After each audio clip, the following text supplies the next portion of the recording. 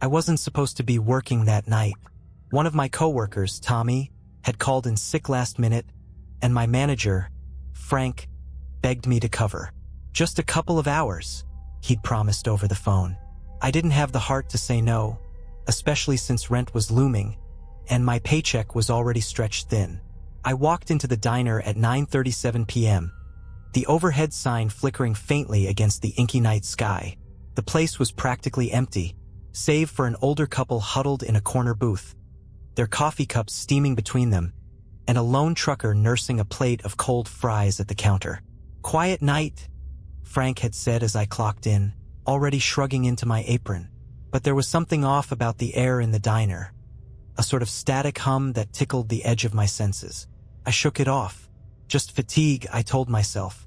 By 10:45, the older couple had paid their bill and left, leaving just the trucker, who seemed to be in no rush to finish his meal. I noticed he hadn't spoken a word since I arrived, not even when Frank refilled his coffee. His face was weathered, his eyes buried under the shadow of a grimy trucker hat, but there was something about his stillness that made me uneasy. It was like he was waiting for something, or someone. I busied myself wiping down tables to shake the feeling. That's when the first strange thing happened.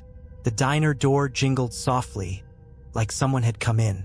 I turned instinctively, expecting a late-night customer, but the door was shut, the street beyond empty.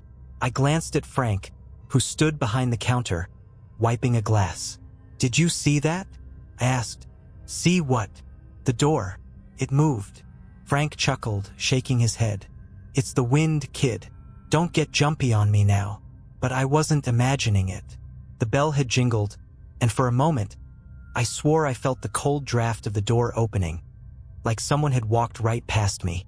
By 11:30, the trucker finally got up to leave. He slid a crumpled 20 onto the counter and gave Frank a brief nod. His boots clunked heavily against the linoleum as he walked out, the door jingling behind him. I let out a breath I hadn't realized I was holding, relieved to have the place to ourselves. Or so I thought. About 15 minutes later, I was in the kitchen, scrubbing out the grill, when I heard the bell jingle again. "I'll get it," Frank called from the front. But a moment later, his voice cut through the air, sharp and strained. You might want to come out here." I dried my hands on my apron and walked back into the dining area. The moment I stepped out, my stomach dropped. There, sitting in the exact same spot at the counter, was the trucker. Only this time, his plate of fries was untouched, and his coffee, still steaming, hadn't been poured by anyone. "Did you let him back in?" I asked Frank, my voice low. Frank shook his head, his face pale. "I didn't even hear the door open." The trucker sat perfectly still, his head tilted slightly down. His hat cast a shadow over his face, but I could see his lips moving, murmuring something under his breath. I couldn't make out the words, but the sound of it sent shivers crawling up my spine. It was like listening to static on a broken radio. "Hey," Frank said, his voice louder now. "You okay, buddy?" The trucker didn't respond. He just kept murmuring, his voice rising and falling like some kind of chant. That's when I noticed the lights. They were flickering now, the fluorescent bulbs buzzing angrily as the room dipped in and out of darkness. "Frank?" I started, but before I could finish, the trucker stopped murmuring. Slowly, he raised his head, and for the first time I saw his eyes. They were pitch black. Frank froze, and I could feel every hair on my body standing on end. The trucker's eyes weren't just dark. They were empty, like staring into the mouth of a cave that went on forever. "Sir?" Frank's voice cracked as he took a cautious step back toward the counter. "You feeling okay?" The trucker didn't answer. He just stared at Frank, his head tilted slightly, as if studying him. Then he did something that made my blood run cold. He smiled. His teeth were yellowed and uneven, but that wasn't the worst part. The smile was wrong. Too wide, too forced, like his face didn't know how to move naturally. "Frank," I whispered, gripping the edge of the counter. "Maybe we should call the cops." "Relax," Frank muttered, though his voice trembled. "He's just messing with us." The trucker's smile grew wider, unnaturally so, stretching to the point where the corners of his mouth looked like they might split. And then, as if he'd heard Frank's words, he spoke. "You think I'm messing with you?" His voice was deep and gravelly, but it had a strange echo to it, like there was another voice layered beneath it. "No, no, no. I don't mess around, friend." Frank took another step back, bumping into the counter behind him. "Look, buddy, I don't know what kind of joke this is, but..." "Joke?" The trucker laughed, the sound sharp and jagged, like nails scraping against glass. "I'm not here to joke. I'm here to deliver." "Deliver what?" I blurted out before I could stop myself. The trucker turned his head toward me so quickly I flinched. His smile faded, and for a moment, the diner was so silent I could hear the faint hum of the refrigerator in the back. "You," he said. I felt my stomach drop. "What?" He didn't answer. Instead, he reached into his jacket and pulled out something small and shiny. At first, I thought it was a knife, but as he set it on the counter, I realized it was a key. A small, rusted key with strange, intricate symbols etched into the metal. "What the hell is this?" Frank demanded, his voice rising in panic. The trucker stood slowly, his movements jerky and unnatural, like a puppet on strings. He didn't answer Frank's question. Instead, he placed his hand on the key, his fingers impossibly long, the nails yellowed and cracked. "Midnight," he said, his voice low and menacing. "That's when the door opens." "What door?" I asked, my voice barely above a whisper. He tilted his head again, that grotesque smile returning to his face. "You'll find out." The lights flickered violently, plunging the diner into complete darkness for several seconds. When they came back on, the trucker was gone. The door didn't jingle, and there was no sound of footsteps. He had just vanished, leaving only the rusted key on the counter. Frank and I stared at each other, both of us too stunned to speak. The key sat between us like some cursed artifact, its strange symbols catching the light as if mocking us. "What the hell just happened?" Frank finally whispered, his face pale. "I don't know," I said, my voice shaking, "but I don't think we're safe here." Frank nodded, his eyes darting toward the windows. Outside, the street was eerily quiet, the only movement coming from the faint flicker of the diner's neon sign. "Let's just lock up," he said. "Whatever that guy was selling, I don't want any part of it." We rushed to close the diner, locking the doors and shutting off the lights. But as we stood in the darkness, staring at the rusted key on the counter, a deep, vibrating hum filled the air. It started low, almost imperceptible, but grew louder and louder until the walls of the diner seemed to tremble. "Do you hear that?" Frank whispered. Before I could answer, the key began to glow. The glow was faint at first, a dull orange that flickered like a dying ember. But as the hum grew louder, the light intensified, spilling across the counter and onto the floor like liquid fire. Frank and I stood frozen, too terrified to move as the symbols on the key began to twist and writhe, as though they were alive. "Frank," I whispered, my voice barely audible over the droning hum. "What is happening?" I don't know," he stammered, his eyes locked on the glowing key. "But I don't think it's good." The air in the diner grew heavy, thick with an almost electric charge that made my skin prickle. The fluorescent lights above us flickered wildly before shattering one by one, sending shards of glass raining down. We ducked, shielding our faces, but the glow from the key illuminated the room in an unnatural, pulsating light. And then it happened. The counter started to shake. Not a light tremor, but a violent, bone-rattling vibration that knocked over the salt shakers and sent the napkin dispensers crashing to the floor. Frank grabbed my arm, his grip tight enough to bruise. "We need to get out of here," he yelled, his voice filled with panic. But before we could move, the key, still glowing on the counter, sank. Not just into the surface of the counter, but through it like it was melting into the formica. The hum reached a deafening pitch, and then, with a sudden, gut-wrenching lurch, the floor beneath us split open. The crack wasn't wide, maybe a foot across, but it stretched the length of the diner, splitting tables and stools in its path. From the jagged gap, A deep red light spilled out, accompanied by a heat so intense it felt like standing too close to an open oven. And then there was the smell. A sickly, sulfuric stench that turned my stomach. "What the hell is that?" Frank screamed, his voice breaking. I didn't answer. Couldn't. My eyes were fixed on the crack, on the red light that seemed to pulse and breathe like a living thing. And then I saw it, movement. Something was rising from the crack.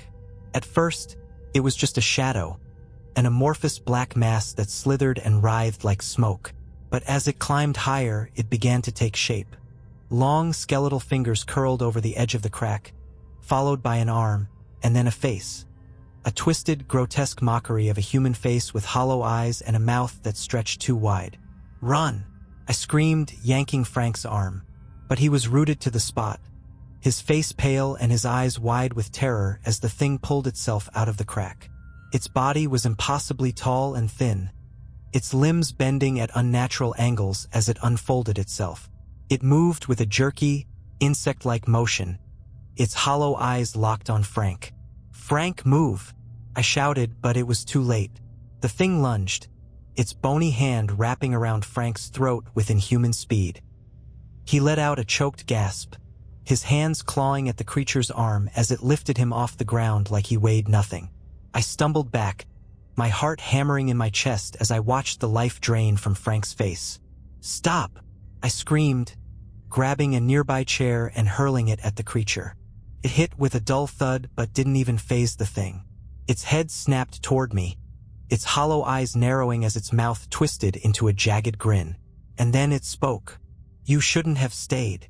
Its voice was a low, guttural growl, each word vibrating through the air like a physical force. I didn't wait to hear more. I turned and bolted for the door, my shoes slipping on the glass-strewn floor. Behind me, I could hear Frank's strangled cries and the sound of something wet and tearing, but I didn't look back. Couldn't. I reached the door and yanked on it, only to find it locked. My hands fumbled for the keys, but they weren't in my pocket. I must have left them behind the counter. Desperation clawed at my chest as I pounded on the glass, screaming for help. But the street outside was empty, the neon sign flickering weakly in the darkness. The hum returned, louder and more menacing than before. I turned just in time to see the creature drop Frank's lifeless body to the floor. Blood pooled around him, dark and glistening in the red light. The creature's hollow eyes locked on me, and it began to move, its long limbs bending and snapping as it crawled toward me like a spider. I did the only thing I could think of. I ran into the kitchen. The kitchen was dark, lit only by the faint red glow seeping through the crack in the diner floor. My hands scrambled along the stainless steel counters, searching for anything I could use as a weapon. Pots, knives, anything. My fingers finally closed around a heavy cast-iron skillet, and I gripped it tightly, my breath coming in shallow, panicked gasps. The hum followed me, low and guttural, vibrating through the walls and floors. I could hear the creature moving in the dining area, its limbs scraping against the linoleum as it searched for me. The sound was nauseating, like nails on a chalkboard mixed with wet, slithering movements. I pressed myself against the far wall, clutching the skillet so hard my knuckles turned white. My eyes darted around the room, looking for an escape route. The back door was on the other side of the kitchen, but I'd have to cross the open floor to reach it. A sudden crash shattered the silence as something heavy slammed into the kitchen door, causing it to buckle on its hinges. I stifled a scream, my heart pounding so loudly I was sure the creature could hear it. The door creaked, bending inward as the creature forced its way through. And then I saw it. Its head poked through the splintered door first, twisting unnaturally as it scanned the room. Its hollow eyes glowed faintly in the dim light, and its mouth stretched into that awful, too-wide grin. The rest of its body followed, slithering through the broken door with an almost liquid grace. It was larger than I'd thought, its limbs too long for its body, its skin a sickly, mottled gray that seemed to ripple and writhe like it was alive. I ducked behind a metal prep table, holding my breath as it entered the room. It moved slowly, deliberately, its head swiveling side to side as it sniffed the air. Its movements were unnatural, like a puppet on strings, but somehow calculated, as if it knew exactly where I was hiding but was savoring the hunt. The red glow from the crack in the floor illuminated the room, casting long, flickering shadows. I could see its claws, long, skeletal, and sharp enough to shred through metal, dragging along the counters as it passed. The sound set my teeth on edge. "Where are you hiding?" it crooned, its voice a guttural whisper that echoed in my ears. "You can't escape. Not from me." My hand trembled as I tightened my grip on the skillet. I had to think fast. If I stayed here, it would find me, and I didn't want to end up like Frank. My eyes darted to the stove, an idea forming in my mind. It was risky, but it might be my only chance. I reached up slowly, my fingers brushing against the gas knobs. With a quick twist, I turned them all on, the faint hiss of gas filling the air. The creature's head snapped toward the sound, its hollow eyes narrowing as it stalked closer. "Found you," it hissed, its grin widening. I waited until it was only a few feet away before grabbing a lighter from the counter. My heart was racing so fast I thought it might explode. The creature lunged, its claws slashing through the air, but I flicked the lighter just in time. The flame ignited the gas with a deafening roar, a wall of fire erupting between me and the creature. The force of the explosion threw me backward, slamming me into the wall. My vision blurred, and my ears rang, but I could just make out the creature's scream, a high-pitched, inhuman wail that sent shivers down my spine. The flames engulfed it, its grotesque form writhing and twisting as it burned. Black smoke filled the kitchen, and the smell of burning flesh was overwhelming. I staggered to my feet, coughing and gagging as I stumbled toward the back door. I didn't look back. I didn't want to see if it was still moving. I shoved the door open and stumbled into the cool night air, collapsing onto the pavement. My hands were shaking, my lungs burning as I gulped in deep breaths of fresh air.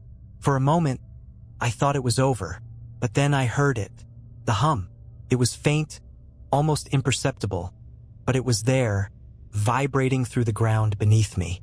I turned toward the diner, my stomach sinking as I saw the red glow seeping out from under the walls, spreading across the parking lot like spilled blood. It wasn't over. I scrambled to my feet, my legs shaking so badly I almost fell back down. The red glow pulsed from the diner, brighter and more aggressive with every second, casting an eerie light across the empty parking lot. The hum was growing louder again, vibrating through my chest like a second heartbeat. I staggered away, my eyes darting toward my car parked on the far edge of the lot. Felt a mile away, but it was my only shot. I didn't know where I'd go or who I'd call, but I knew one thing for sure. I had to get as far away from that diner as possible. I'd only made it halfway to the car when the ground beneath me started to shake. Not just a small tremor, but a violent, teeth-rattling quake that nearly knocked me off my feet.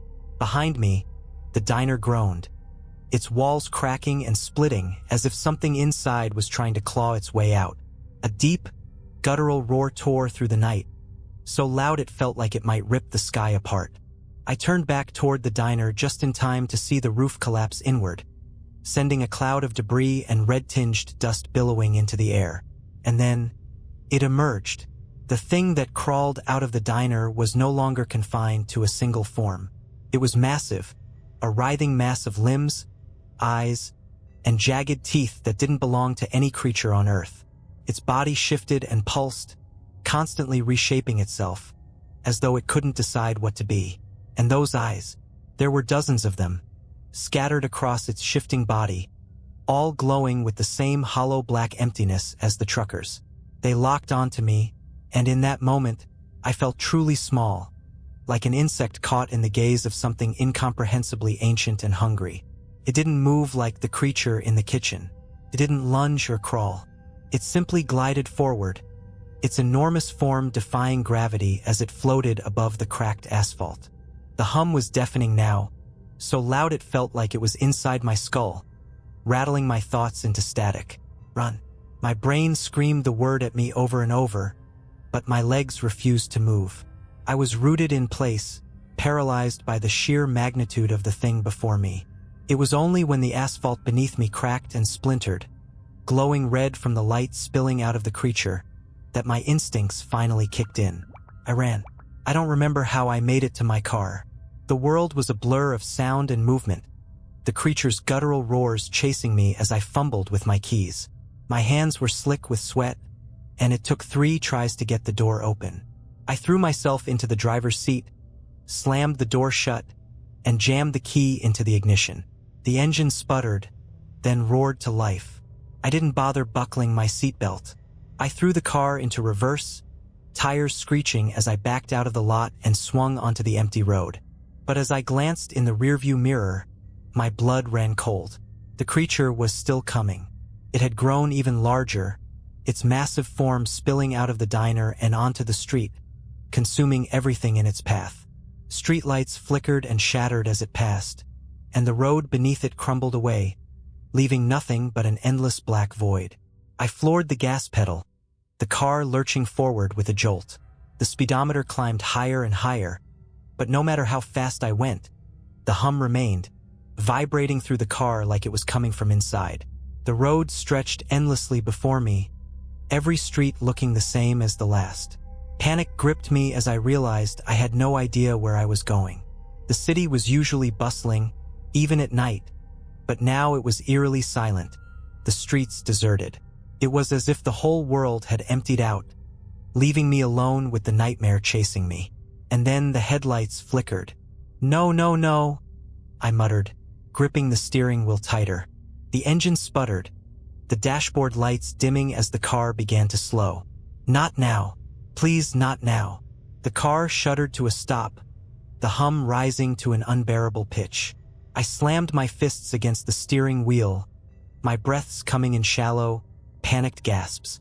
In the rearview mirror, I could see the creature closing in, its eyes glowing brighter as it swallowed the darkness around it. This was it, the end.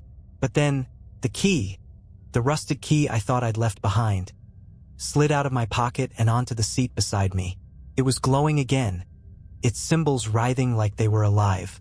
I didn't have time to question it. My hands moved on their own, grabbing the key and shoving it into the ignition. The car roared back to life, but it wasn't the same engine I'd heard before. This sound was deeper, almost alive, and the car surged forward with a force that pinned me against the seat. The hum outside faltered, and for the first time, the creature seemed to hesitate. The key in the ignition burned hot, the glow spreading through the dashboard and out into the night like a beacon. The creature roared, its form writhing in agony as the light pierced through it. And then, just as suddenly as it had appeared, it was gone. The hum stopped, the red glow faded, the world was silent. I pulled over to the side of the road, my hands shaking so badly I could barely turn the engine off. The key was cool to the touch now, its glow completely gone. I stared at it for what felt like an eternity before finally tossing it out the window. I didn't care where it landed. I just wanted it gone. For a long time, I just sat there on the side of the road, the engine ticking softly as it cooled. My body felt numb, my mind racing to piece together what had just happened. The hum, the creature, the diner. It all felt like a fever dream, something too horrific to be real. But the cuts on my hands and the ash smeared on my clothes told me otherwise. Eventually, the faint glow of dawn crept over the horizon. The once terrifying darkness of the night began to recede, replaced by a muted gray light. It should have felt comforting, but it didn't. Nothing did. I finally worked up the courage to drive, keeping my hands steady enough to grip the wheel. The roads were empty, eerily so, and as I passed through familiar intersections, I noticed the damage. The cracks in the asphalt, the shattered streetlights. Whatever had happened wasn't contained to the diner. That thing had touched the world around it, leaving scars as it passed. By the time I reached my apartment, I was on autopilot. I parked the car, trudged up the stairs, and locked the door behind me, double-checking it twice. My small one-bedroom apartment had never felt safer, but I still couldn't shake the feeling that I wasn't alone. I checked every closet, every corner, even under the bed, before finally collapsing onto the couch. Sleep didn't come. Every time I closed my eyes, I saw the creature's hollow eyes, its grotesque, shifting form, and Frank's lifeless body on the diner floor. I sat there for hours, staring at the blank TV screen, trying to convince myself I was safe. Around noon, my phone buzzed. It was a text from my manager's wife. "Have you seen Frank? He didn't come home last night."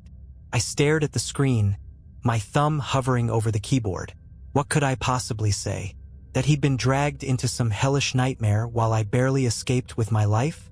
That his body was probably still lying in the ruins of the diner? I couldn't bring myself to respond. Instead, I powered off my phone and tossed it onto the coffee table. Later that afternoon, curiosity got the better of me. Against my better judgment, I searched for news about the diner. But there was nothing. No reports of the explosion. No mention of the collapse. Not even a passing comment about a disturbance. It was as if the diner had never existed at all. I tried to convince myself that was a good thing. Maybe whatever happened there had been erased like the world itself wanted to forget. But deep down, I knew better. Things like that don't just disappear. Not really. That night, as I lay in bed, staring at the ceiling, I heard it again. Faint at first, barely audible over the sound of my breathing. But it was there. The hum. It was coming from the corner of the room, where the shadows were darker than they should have been. My blood ran cold as I watched the darkness ripple, shifting like something was trying to push through. And then I saw it. A small, faint glow. Orange, flickering. The key. To this day, I don't know why I survived that night. Maybe the thing wasn't done with me yet. Maybe it marked me like some twisted claim of ownership. All I know is that the key keeps coming back. No matter where I throw it, no matter how far I drive, it always finds its way back to me. I haven't gone near another diner since. I don't answer calls from numbers I don't recognize. And every time I hear that hum, I know it's only a matter of time before it finds me again. If you're reading this, if you ever find a rusted key with strange symbols etched into it, do yourself a favor. Don't pick it up. And whatever you do, don't stay past midnight. Did you like these stories? Write in the comments. And please write what you didn't like.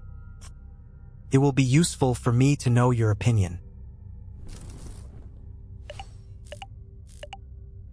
And I will improve my work. Thank you. Subscribe to my channel and click the bell so as not to miss new stories. I try for you.